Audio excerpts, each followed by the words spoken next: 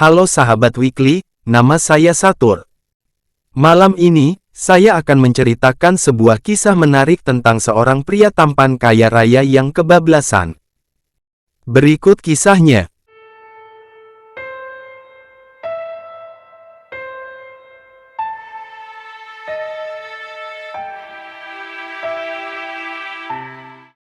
Robert Chamber adalah seorang pemuda asal kota New York.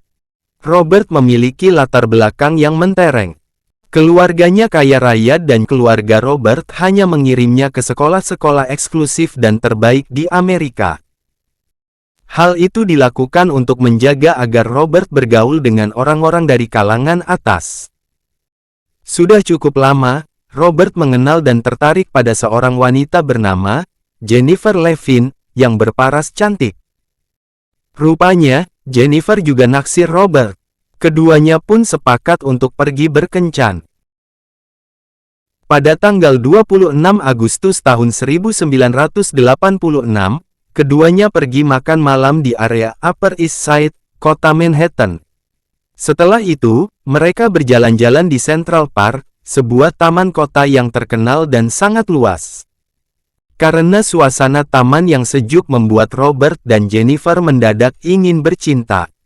Karena sudah tak tertahan, keduanya nekat dan memutuskan untuk melampiaskannya di pojokan taman yang sepi pengunjung.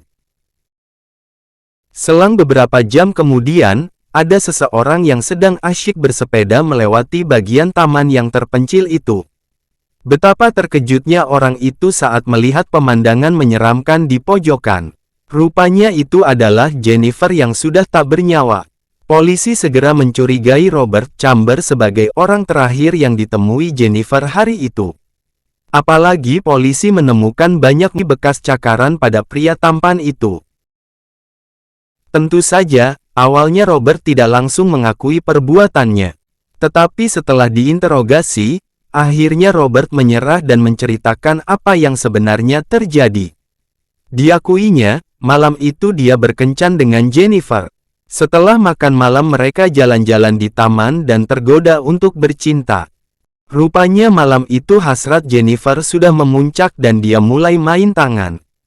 Jennifer mengasari Robert berulang kali, saat pria itu sedang asyik-asyiknya. Secara refleks Robert berusaha mengendalikan Jennifer dengan melingkarkan lengan ke leher dari arah belakang. Mungkin karena terlalu kencang, akhirnya Jennifer pun tidak bisa bernafas dan akhirnya tiada. Robert Chamber langsung ditahan atas tuduhan pembunuhan tingkat 2. Kasus kematian Jennifer dengan cepat jadi tajuk berita di mana-mana, terutama karena sosok Robert yang tenar. Putra keluarga konglomerat yang sangat tampan dan selalu berpenampilan perlente ternyata jadi tersangka dalam kasus pembunuhan. Media kemudian menjuluki Robert sebagai pembunuh yang perlente, karena penampilannya yang selalu rapi. Fakta bahwa Robert pernah ditangkap karena berurusan dengan narkoboy, membuat rasa penasaran publik pada kasus tersebut. Emak-emak, bapak-bapak, setiap hari mengikuti pemberitaan kasus Robert. Persidangan dimulai pada tahun 1988. Saat itu, Robert mengaku tidak bersalah. Deretan pengacara kondang kota New York dengan bayaran selangit menjadi pembela Robert.